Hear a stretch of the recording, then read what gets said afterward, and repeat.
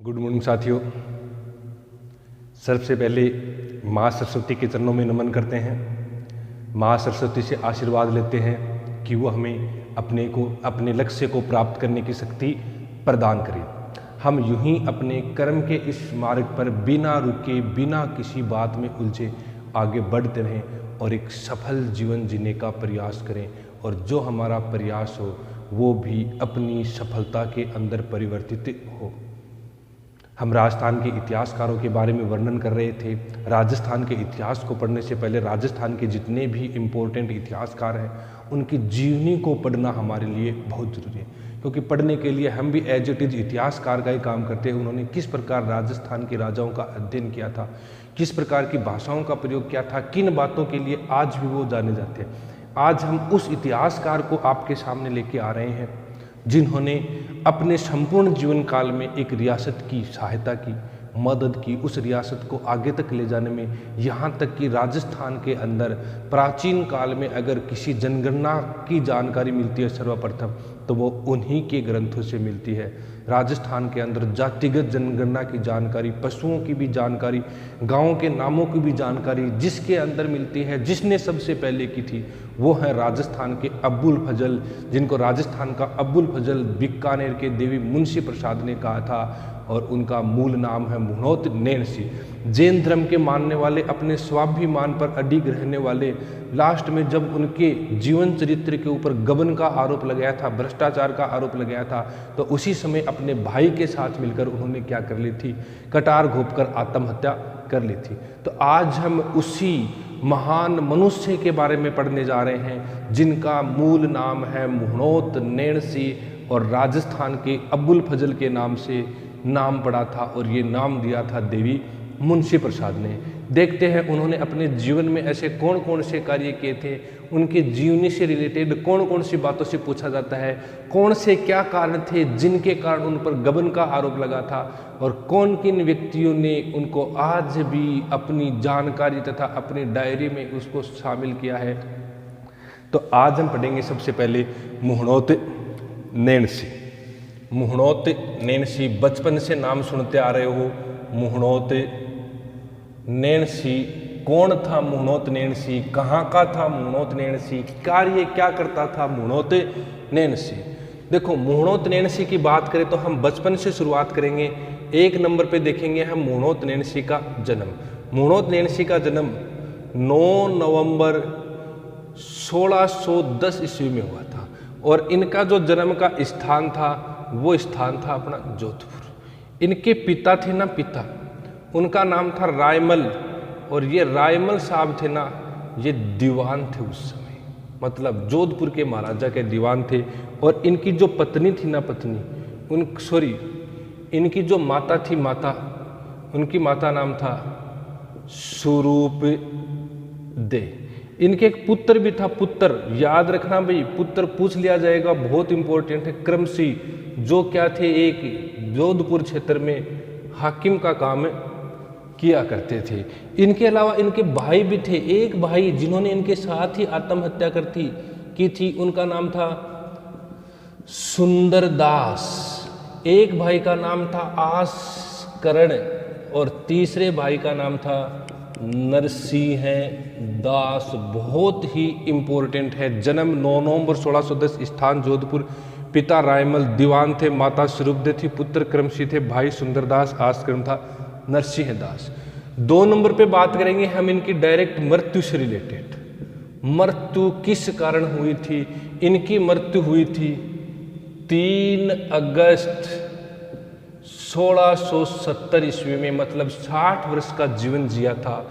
मृत्यु का मैं कारण बता दूं, 2 आरोप लगे थे इनके ऊपर। इस समय जो अपने दिल्ली का शासक था, दिल्ली का शासक वो था औरंगजेब। यहां तक कि औरंगजेब के पास भी इसकी शिकायत पहुंच गई थी। जब ये यहाँ के दीवान थे, जोधपुर की क्या थे ये दीवान, तो जोधपुर के दीवान थे, तब जोधपुर के शासक थे, ये भी ध्यान रखना कौन थे, जसवंत सिंह फर्स्ट। 2 व्यक्तियों को हमेशा ध्यान रखना, औरंगजेब और जसवंत सिंह फर्स्ट। 3 अगस्त 1670 को इन्होंने क्या कर लिया था, सुसाइड कर लिया था। सुसाइड के कारण क्या थे, ये दीवान थे, तो इनके ऊपर दो आरोप लगे। एक तो आरोप लगा कि ये सख्ती से क्या करते हैं, कर वसूल करते हैं। दूसरा आरोप ये लगा कि एक तो अपने मेड़ता परगना है, मेड़ता के अलावा हरियाणा में एक हाशी परगना है और एक हिसार परगना है। इन तीन परगनों से इन्होंने डबल यानी कि दुगुना कर वसूल किया है और ये जानकारी और ये सूचना या ये शिकायत औरंगजेब के पास भी पहुंच गई। इस प्रकार इनके जो नज़दीकी व्यक्ति थे उनके द्वारा औरंगजेब तथा जसवंत सिंह फर्स्ट के कान भरे गए।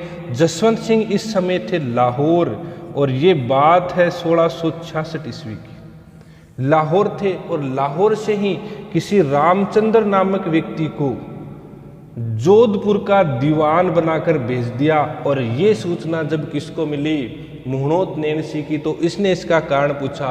उसी समय मुहणोत नैणसी को औरंगाबाद था, औरंगाबाद, और उस औरंगाबाद में क्या कर लिया गया, गिरफ्तार कर लिया गया। जब इनको गिरफ्तार किया गया तो इनसे एक ही बात कही गई कि आपके ऊपर 1 लाख रुपए गबन का आरोप है, ये 1 लाख रुपए आप चुका दो और आप मुक्त हो सकते हो, आजाद हो सकते थे। 1 लाख रुपए चुकाने का मतलब भ्रष्टाचार का आरोप अपने सिर लेना। स्वाभिमान व्यक्ति थे, भ्रष्टाचार उनके खून में कतई था ही नहीं। उन्होंने ये सब करने के लिए मना कर दिया। बात आगे बढ़ती रही। गांव है फूलमरी और ये फूलमरी गांव कहाँ पे पड़ता है, औरंगाबाद। इसी फूलमरी गांव के अंदर एक जेल में इन्होंने अपने भाई, जिनके भाई का क्या नाम था, सुंदरदास, और सुंदरदास के साथ क्या कर ली थी, इन्होंने आत्महत्या कर ली थी। याद रखना, एक वीर योद्धा में थे। इनके हम बात करें, इनकी जो विशेषताओं की बात करें हम, इनकी कौन सी विशेषताएं हैं, तो एक वीर योद्धा थी। वीर योद्धा के अलावा एक अच्छे गणितज्ञ थे, इसके अलावा एक अच्छे लेखक थे और लेखक के एक अलावा अच्छे कवि थे। सब प्रकार के गुण थे।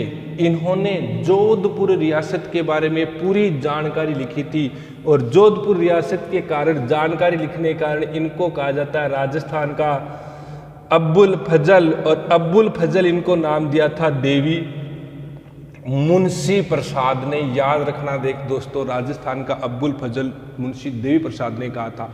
ये अब्बुल फजल अकबर के दरबार में रखता था, जिन्होंने अकबरनामा लिखा था और अकबरनामा लिखने के कारण ये भी फेमस हो गए। और अकबरनामा भी क्या था, एक प्रशासनिक ग्रंथ था और इनके द्वारा लिखी गई नैणसी ख्यात भी क्या थी, एक प्रशासनिक ग्रंथ थी। तो इन दोनों को अलग अलग ग्रंथ कहने में किसी प्रकार की कोई अतिशयोक्ति गलत होगी, तो इसलिए इनको राजस्थान का अब्बुल फजल नाम किसने दे दिया, देवी मुंशी प्रसाद ने। थोड़ी सी जानकारी एक बार रिवाइज कर लेते हैं, बाद में इनके 2 इंपॉर्टेंट ग्रंथ हैं, दोनों ग्रंथों के ऊपर चर्चा करेंगे। और इंपॉर्टेंट भी वो दोनों ग्रंथ ही है, क्वेश्चन भी उन दोनों ग्रंथों से पूछे जाते हैं। मुहणोत नैणसी, जन्म 9 नवंबर 1610, स्थान जोधपुर, पिता रायमल दीवान थे जोधपुर के, माता स्वरूपदी थी, पुत्र करमसिंह तो हाकिम था, भाई सुंदरदास, आसकर्ण और नरसिंह दास था। इस समय जोधपुर के दीवान थे, उस समय शासक जसवंत सिंह थे और इस समय दिल्ली का शासक औरंगजेब था। इनकी मृत्यु 3 अगस्त 1670 को आत्महत्या करने के कारण हुई थी।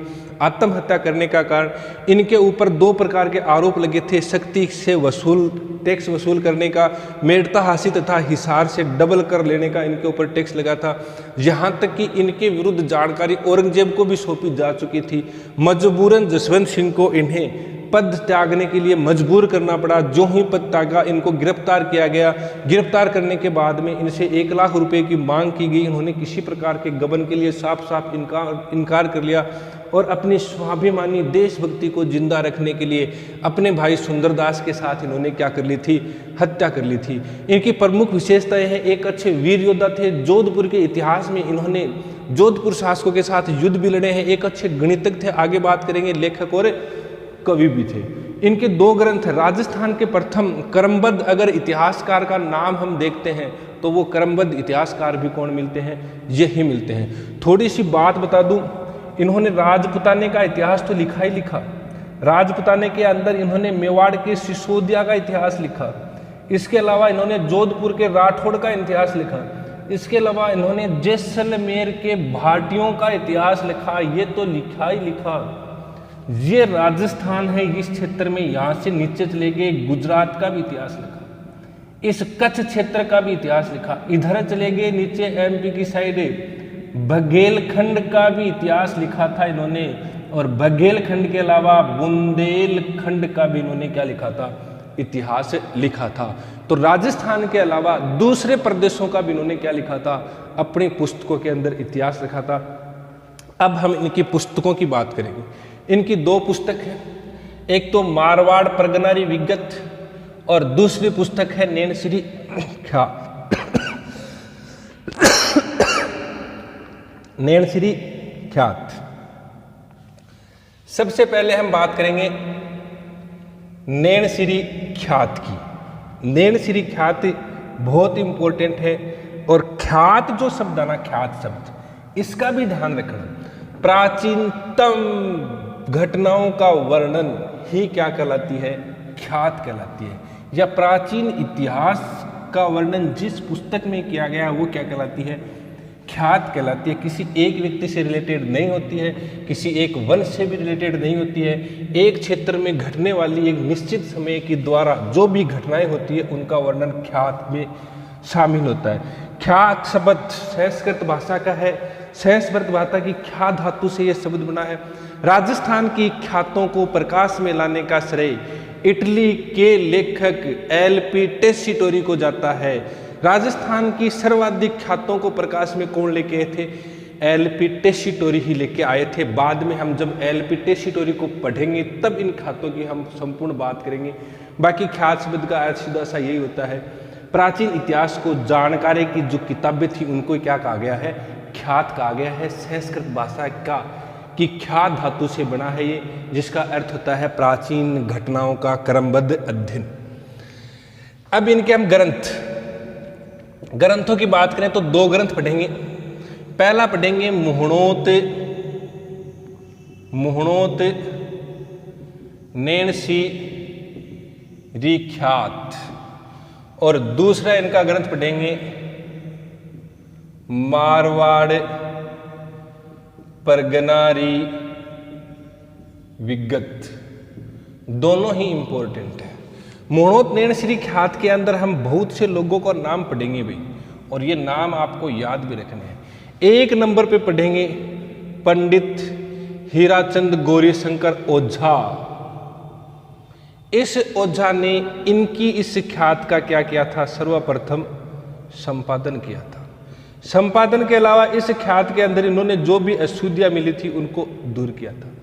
जब गौरीशंकर हीराचंद ओझा ने इनकी इस ख्यात को पढ़ा, अशुद्धियों को निकाला, इनकी ख्यात की महत्वता को देखते उन्होंने एक लाइन कही थी कि ये ख्यात अगर कर्नल टोड को मिल जाती, जो राजस्थान के इतिहास का पिता कहलाता है, कि ये ख्यात अगर कर्नल टोड को मिल जाती तो राजस्थान का इतिहास ही कुछ अलग होता।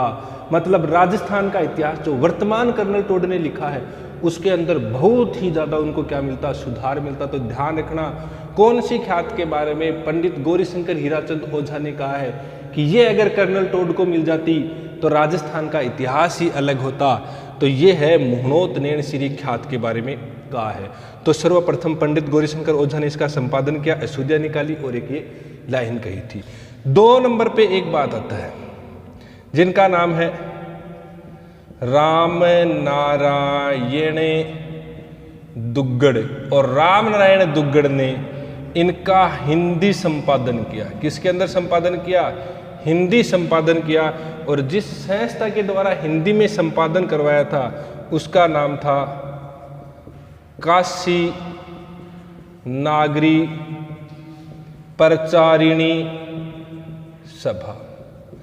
तीसरे व्यक्ति जो इसके अंदर मिलते हैं उनका नाम है नारायण भाटी, और नारायण भाटी ने इसका राजस्थानी के अंदर क्या किया था, प्रकाशन किया था। और जिस संस्था के द्वारा करवाया था उसका नाम है राजस्थान प्राच्य विद्या प्रतिष्ठान संस्थान जोधपुर। तो 3 व्यक्ति इनकी ख्यात के लिए प्रसिद्ध है। सर्वप्रथम ओझा, दूसरे नंबर पे रामनारायण दुग्गड़। इनके जो भाग बताए थे, इन्होंने 2 भाग बताए थे। इन्होंने जो भाग बताए थे, इनके 3 भाग बताए थे, राजस्थानी में प्रकाशित। और वैसे इनकी हम भाषा जो ये खुद बताते थे वो इन्होंने बताई है अरबी फारसी के शब्द भी काम में लिए। सॉरी, भाषा तो इन्होंने बताई है टकसाली राजस्थानी, टकसाली राजस्थानी। इसके अलावा साथ साथ में इन्होंने अरबी फारसी भाषा के भी शब्दों को क्या लिया है, काम में लिया है। अब इनकी जो ख्यात लिखने का जो आधार था ना, आधार या इस ख्यात के अंदर हम जो पहले हम बात करेंगे जानकारी की बात करें, तो इस ख्यात के अंदर जो जानकारी मिलती है वो मिलती है मारवाड़, मेवाड़, जैसलमेर, कच्छ, गुजरात, बुंदेलखंड, और इसके अलावा जानकारी मिलती है बघेलखंड। बघेलखंड की भी क्या मिलती है, इसके अंदर जानकारी मिलती है। ये इस ख्यात को जब लिखते थे, तो अब जैसे जोधपुर के बारे में लिख रहे हैं तो सर्वप्रथम एक वंशावली बनाते थे। 1 नंबर पे मालदेव राव, चंद्रसेन, मोटा राजा, उदय सिंह, इस प्रकार के राजाओं की क्या लिखते थे, पहले एक डिक्शनरी या डिक्टेटरी तैयार करते थे। उसके अंदर सभी प्रकार की जानकारी मिल जाती थी कि इतने नंबर पेज पे इस व्यक्ति के बारे में जानकारी मिलेगी। और जो शीर्षक बनाते थे ना उस राजा का, उस शीर्षक में लिखते थे बात मालदेवरी, ये याद रखना भाई, बात रावचंद्र सेनरी। किसी भी राजा की जीवनी का जो शीर्षक था वो किस शब्द से अंकित करते थे, ये बात शब्द से अंकित करते थे। कौन से शब्द से अंकित करते थे, याद रखना, बात शब्द से अंकित करते थे। मारवाड़ का सर्वाधिक है, मेवाड़, जैसलमेर, कच्छ, गुजरात, बघेलखंड, बुंदेलखंड के बारे में जानकारी मिलती है। नारायण भाटी ने राजस्थानी भाषा में प्रकाशन किया था, राजस्थान प्राच्य विद्या प्रतिष्ठान जोधपुर के द्वारा। रामनारायण दुग्गड़ ने हिंदी में संपादन किया था, काशी नागरी प्रचारणी सभा द्वारा, भाग 2 है। इसके अलावा पंडित गौरीशंकर ओझा ने इनका सर्वप्रथम संपादन किया था, उनकी अशुद्धियाँ भी निकाली थी। भाषा टकसाली राजस्थानी है, अरबी फारसी है। राजस्थान में सभी प्रकार के शासकों के बारे में बात शीर्षक देते हुए इन्होंने उनकी घटनाओं का क्या किया है, वर्णन किया है। इसके बाद में 2 नंबर पे पढ़ेंगे हम मारवाड़ परगनारी विगत। इस मारवाड़ परगनारी विगत ये जो ग्रंथ है, इस ग्रंथ को कहा जाता है मारवाड़ का गजेटियर। मारवाड़ का गजेटियर। गजेटियर का अर्थ मानो आप किसी भी प्रकार की सांख्यिकी जो जानकारी होती है, जनगणना की मान लो, चाहे उस क्षेत्र की अर्थव्यवस्था की जानकारी मान लो, गजट शब्द है वो मान लो, उस ग्रंथ को ही हम गजेटियर के नाम से जाना जा सकता है। मारवाड़ परगनारी विगत, और इसको कहा गया है मारवाड़रा गजेटियर के नाम से जाना जाता है। गजेटियर का मतलब याद रख लेना, सांख्यिकी जानकारी जिस ग्रंथ के अंदर मिलती है उसको गजेटियर कहा जाता है। तो इस गजेटियर में है क्या, इस गजेटियर के अंदर बहुत इंपॉर्टेंट बात है। इस गजेटियर के अंदर मारवाड़ एक रियासत थी, और ये रियासत किस में बंटी हुई थी, खालसा के अंदर बंटी हुई थी। खालसा किसके अंदर बंटे हुए थे, जागीरों के अंदर बंटे हुए थे। और जागीर किसके अंदर बंटी हुई थी, गांवों के अंदर बंटी हुई थी। इस प्रकार से ये शेड्यूल तैयार था। इसके अंदर प्रत्येक खालसा की 5 वर्ष की आमदनी, पानी पीने की व्यवस्था,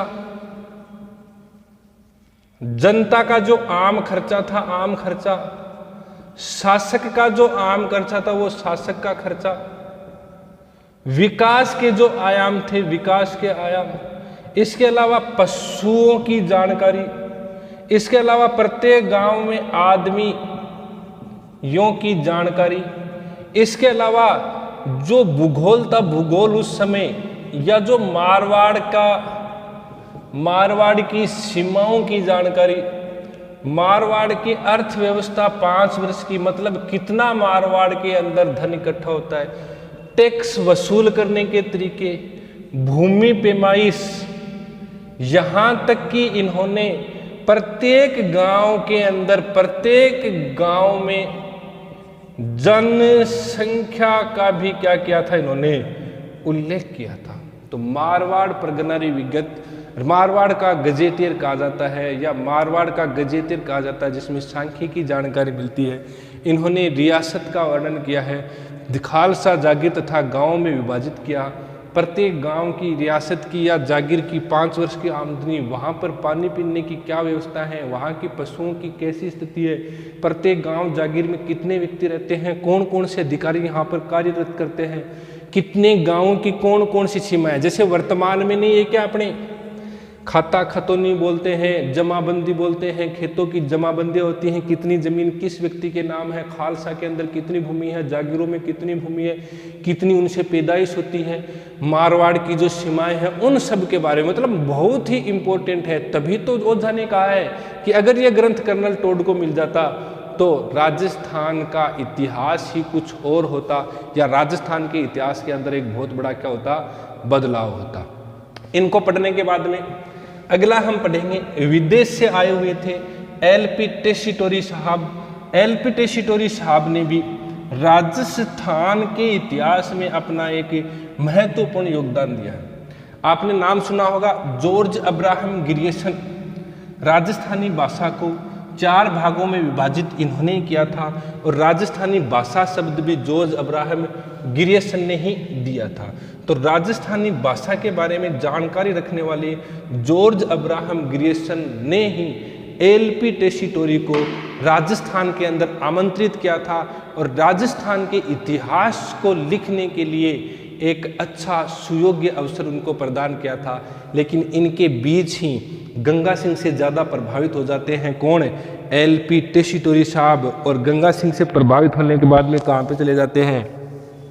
बीकानेर क्षेत्र के अंदर चले जाते हैं। तो एलपी टेसीटोरी, जिनको मरुस्थल का इटालियन या थार का इटालियन साधु भी कहा जाता है, किसको? एलपी टेसीटोरी को ही थार का इटालियन साधु कहा जाता है।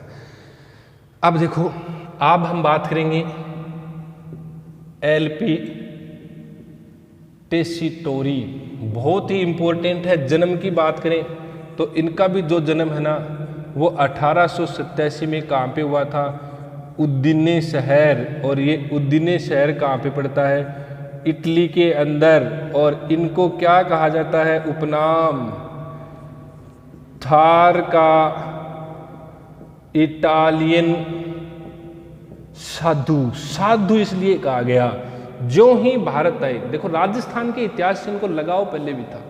जो ही ये राजस्थान आए थे ना, तो राजस्थान आने के बाद में राजस्थान के इतिहास में इतना लगाव हो गया कि ये अपनी घर गृहस्थी भूल गए। कालीबंगा सभ्यता के बारे में भी सर्वप्रथम इन्होंने कहा था कि यहाँ पर कोई ना कोई सभ्यता है। राजस्थान के बेहड़ों में, जंगलों में, नदी घाटियों में सभी प्रकार के शिलालेखों की लगभग 800 के लगभग शिलालेख पढ़े थे। जितने भी इतिहास की पुस्तकें थी, उन सब इतिहास की पुस्तकों को इन्होंने पढ़ा था। राजस्थानी भाषा का ज्ञान, भाषाओं के बारे में भी जानकारी इन्होंने दी थी। मतलब 14 में आए थे और 19 में यहीं पर इनकी क्या हो गई थी? मृत्यु। 5 वर्ष के अंदर इन्होंने राजस्थान के इतिहास का एक साइंटिस्ट या वैज्ञानिक रूप से अध्ययन कर दिया।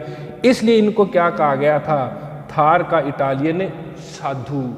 कम समय के अंदर इन्होंने बहुत ही महत्वपूर्ण काम किया था। अपनी फैमिली सबको भूल करके राजस्थान के इतिहास को जानने में तथा उनमें सुधार करने के लिए, तथा उनको एक वैज्ञानिक रूप प्रदान करने के लिए, जो भी दूसरी भाषाओं में लिखा हुआ था, जो भी गलत चीज़ें थी, उनको दूर करने के लिए तथा क्रमबद्ध रूप प्रदान करने के लिए इन्होंने अपना जीवन न्यौछावर कर दिया था। इसीलिए इनको कहा जाता है थार का इटालियन साधु। तो साथ ही बता देता हूँ, इनकी मृत्यु हुई थी 1919 के अंदर बीकानेर शहर के अंदर इनकी मृत्यु हो गई थी। कहाँ पे?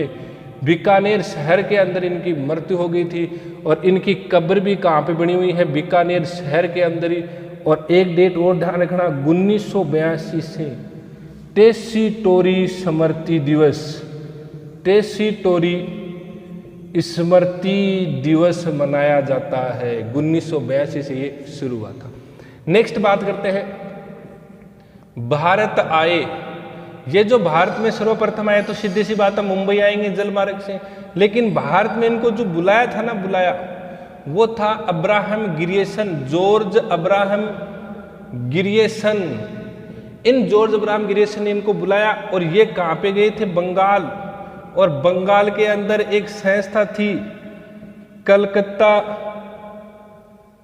एशियाटिक, और कलकत्ता एशियाटिक सोसाइटी, उस सोसाइटी के अंदर ये चले गए थे कब? 1914 के अंदर। और यहाँ पर जॉर्ज अब्राहम गिरियसन ने इसका इनको क्या बना दिया? सुप्रिटेंडेंट बना दिया और राजपुताने के इतिहास का अध्ययन करने का दायित्व सौंपा। और यहाँ से आए ये कहाँ पर? राजस्थान। और राजस्थान में सर्वप्रथम कहाँ पे आए थे? जोधपुर। और जोधपुर में एक व्यक्ति था पंडित रामकरण ओसापा, और पंडित रामकरण ओसापा को इन्होंने क्या बना लिया था? अपना गुरु बना लिया था। और इसी समय बीकानेर के गंगा सिंह से प्रभावित होकर ये कहाँ पे चले गए थे? बीकानेर। और इनकी जो कर्म स्थली है वो कर्म स्थली भी कौन सी बनी थी? बीकानेरी बनी थी। इटली से चलकर, जन्म से लेकर मृत्यु की भी बात कर ली, इटली से चलकर कौन कौन सी परिस्थितियों में कहाँ कहाँ से होते हुए राजस्थान पहुँचे थे, और लास्ट में अपनी कर्म स्थली कौन से क्षेत्र को बनाया था, ये हम बात इस वीडियो में की है। जन्म 1887, उदिने शहर इटली के अंदर, थार का इटालियन साधु के नाम से जाना जाता था। मृत्यु 1999, बीकानेर शहर के अंदर कब्र बनी हुई है। 1982 से टेसिटोरी स्मृति दिवस की स्थापना की गई, प्रत्येक वर्ष मनाया जाता है। भारत मुंबई आए। अब्राहम गिरियसन जिसने राजस्थानी भाषा शब्द दिया था, राजस्थानी भाषाओं को या राजस्थानी भाषा को 4 भागों में जिसने विभाजित किया था, उनके उपभागों में जिसने विभाजित किया था, उसका नाम क्या है? अब्राहम गिरियसन। राजस्थानी भाषा का सर्वप्रथम वैज्ञानिक अध्ययन जिसने किया था वो भी कौन है? अब्राहम गिरियसन।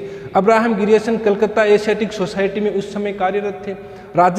एशियाटिक सोसाइटी में जो ही ये पहुंचे तो इनको पहला काम सौंपा कि आप इस सोसाइटी के सुप्रिटेंडेंट बनते हुए और डायरेक्ट राजस्थान जाए और राजस्थान के इतिहास का आप एक अच्छा सा वर्णन करें, उनकी भाषाओं का भी वर्णन करें। और यहाँ से आगे कहाँ पर अपने दायित्व को लेते हुए राजस्थान के जोधपुर पहुँचे। जोधपुर में रामकरण ओसापा को अपना गुरु बनाया, लेकिन गंगा सिंह से प्रभावित होकर कहाँ पे चले गए? बीकानेर। और बीकानेर को बाद में अपनी क्या बनाया? इन्होंने कर्म स्थली बनाया। अब देखो इन्होंने कार्य कौन सा किया था जिनके लिए राजस्थान के अंदर फेमस हो गए थे? एलपी टेसिटोरी ने ऐसा कौन सा कार्य किया था? तो ध्यान रखना, जो ही बीकानेर पहुंचे ये और जो ही गंगा सिंह के पास पहुंचे तो गंगा सिंह को पता था कि बीकानेर का जो इतिहास है वो पूरा का पूरा किसके पास है? चारणों के पास। तो इन्होंने एक ही दायित्व सौंपा कि आप चारणों के इतिहास का सर्वे करें। तो पहला काम इन्होंने जो पुस्तक लिखी थी, राजस्थान के चारण जाति का ऐतिहासिक सर्वे, उसके अंदर कौन कौन सी बातें, चारणों ने किस प्रकार राजाओं का अध्ययन किया था वो। और 2 नंबर पे इन्होंने पश्चिमी राजस्थानी व्याकरण, इन्होंने जो राजस्थानी भाषा थी ना, राजस्थानी भाषा, उसको 2 भागों में विभाजित किया था। एक का नाम दिया था पूर्वी भाषा और दूसरी का नाम दिया था पश्चिमी भाषा। राजस्थानी भाषा का इन्होंने वैज्ञानिक अध्ययन भी किया था। कौन सा अध्ययन किया था? वैज्ञानिक अध्ययन भी किया था। इसके अलावा एक ग्रंथ है बेली कृष्ण रुक्मणी री, इस ग्रंथ का संपादन किया था। हालांकि इसके लेखक थे पृथ्वीराज राठौड़। छोटी सी कहानी बताऊंगा। बीकानेर का शासक था राय सिंह। राय सिंह का छोटा भाई था पृथ्वीराज राठौड़। राय सिंह ने अकबर के साथ मित्रता कर ली और राय सिंह अकबर के थ्रू बीकानेर का राजकाज संभालना शुरू कर दिया था। और अकबर के अधीनता के अंदर उनके पिता कल्याणमल के दौरान ही शुरुआत हो गई थी और पृथ्वीराज राठौड़ दिल्ली दरबार में चला गया था। कहते हैं कि पृथ्वीराज राठौड़ दिल्ली दरबार में बैठा बैठा अपनी मुच्छों पे ताव देता यही कहता था कि हे अकबर, आज भी तू इतना गर्व से मत बोल, राजपूतों ने तेरी अधीनता स्वीकार नहीं की। आज भी एक राजपूत है जो अपनी आन बान के लिए और राजपूतों की इज्जत बचाए रखने के लिए तेरी अधीनता स्वीकार नहीं की और न कभी जिंदगी भर वो आपकी अधीनता स्वीकार करेगा। ये बातें हमेशा अकबर को परेशान करती रहती थी और पृथ्वीराज राठौड़ ये बातें हमेशा बोलता रहता था। उधर घटना क्या घटी? उधर घटना ये घटी कि पारिवारिक समस्याओं से परेशान होकर के एक दिन महाराणा प्रताप ने मुगल दरबार के अंदर अधीनता का एक लेटर या परनामा लिखकर भेज दिया और वही परनामा सर्वप्रथम पृथ्वीराज राठौड़ को अकबर ने पढ़ के सुनाया। पृथ्वीराज राठौड़ की आंखों में आंसू आ गए। बोले कि हे पृथ्वीराज राठौड़, अब बोल, तेरी मूछें नीचे झुकी या नहीं झुकी? तब पृथ्वीराज राठौड़ ने कहते हैं कि अपना एक डिंगल भाषा है, अपने जो जोधपुर साइड की भाषा है, जो गद्य की भाषा है, जो कवियों की भाषा थी, वो डिंगल भाषा थी। डिंगल भाषा के अंदर हे पाथल, मतलब अकबर महाराणा प्रताप का नाम लिखा पाथल, उसके अंदर पूरी की पूरी संवेदनशील जानकारी लिखी और लास्ट में लिखा आपका पित्थल। और उस जब वो बातें पढ़ता है महाराणा प्रताप तो कहते हैं कि वो अधीनता स्वीकार करने वाली बात ही उस बात से अलग हो जाता है और प्रण लेता है कि जीवन भर अधीनता स्वीकार नहीं करूँगा।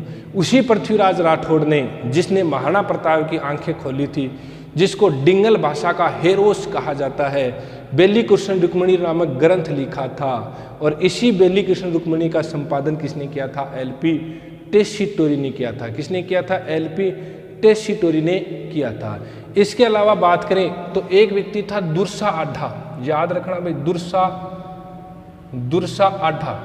दुर्सा आढ़ा ने इस बेली कृष्ण रुक्मणी को क्या कहा था? पांचवा वेद कहा था। एक तो बेली कृष्ण रुक्मणी ने कहा था, दूसरी बात इन्होंने एक दूसरा ग्रंथ और लिखा था, राव जेत शिरोच्छंद। और ये राव जेत शिरोच्छंद ना, ये पुस्तक किसने लिखी थी? ये लिखी थी बिट्ठू सुज्जा ने। ये लिखी थी बिट्ठू सुज्जा ने। और बिट्ठू सुज्जा के इस राव जय श्री छंद का भी संपादन किसने किया था? इन्होंने ही किया था। इसके अलावा एक नाम सुनते हम, ख्यात, दयालदासरी ख्यात, बाकीदासरी ख्यात, बीकानेरी ख्यात, सबसे फेमस ख्यात और सबसे बड़ी ख्यात मोणोत नेणश्री ख्यात। ये ख्यात ना, ये ख्यात शब्द संस्कृत भाषा का है और संस्कृत भाषा की एक धातु है, ख्या धातु से बना है और इसका अर्थ है प्राचीनतम इतिहास। और प्राचीनतम इतिहास की जानकारी जिस विषय मिलती उसी को क्या कहा गया था? ख्यात। इस राजस्थान की ख्यातों को सर्वाधिक प्रकाशित करने वाले या प्रकाश में लाने वाले व्यक्ति कौन थे? एलपी टेसीटोरी थे। ये भी ध्यान रखना। भाषा का ज्ञान था, प्राचीन ग्रंथों का अध्ययन किया, ख्यातों का अध्ययन किया। इसके अलावा एक अच्छे पुरातत्ववेत्ता भी थे। पुरातत्ववेत्ता देखो इस प्रकार थे, इन्होंने जो कालीबंगा सभ्यता ना, कालीबंगा सभ्यता आज़ादी के बाद में खोजी गई थी 1952-53 की, उस कालीबंगा सभ्यता के बारे में पहले ही बता दिया था कि यहाँ पर किसी न किसी प्रकार की सभ्यता जरूर है। तो इस प्रकार के थे अपने एलपी टेसीटोरी। आज हम फिर राजस्थान के दो इतिहासकारों के बारे में अध्ययन किया है। दोनों ही इम्पोर्टेंट इतिहासकार हैं। संपूर्ण इनकी जानकारी एज इट इज एक कहानी के रूप में अपने मन में बसा लेना। इन सब बातों को आप याद करते चलो, आप इनको याद करते चलो, अपने दिल में, अपने मन में इनको आप समेटते चलो, इनको आप रिवाइज करते चलो। बाकी सारी टेंशन छोड़ दो, सब कुछ अपने आप याद हो जाएगा। और एक दिन आपका माइंड का कवरेज इस प्रकार का होगा कि आपको प्रत्येक जिस प्रकार के भी क्वेश्चन आने वाले हैं उन सब का सोल्यूशन आप आरामदायक रूप से करेंगे। मेरा एक प्रमुख ध्येय है कि मैं जितनी भी बातें आपको पढ़ाऊँगा क्रमबद्ध तरीके से पढ़ाऊँगा। बीच में किसी भी प्रकार का कोई भी वीडियो में नहीं डालूंगा कि आज महाराणा प्रताप का डाल दिया, काल किसी और का डाल दिया, परसों किसी और का डाल दिया। पूरा का पूरा अध्ययन हम नॉर्मल क्रमबद्ध रूप के अंदर करेंगे, क्योंकि आपको अपने अच्छे से नोट्स तैयार करने हैं। धन्यवाद साथियों।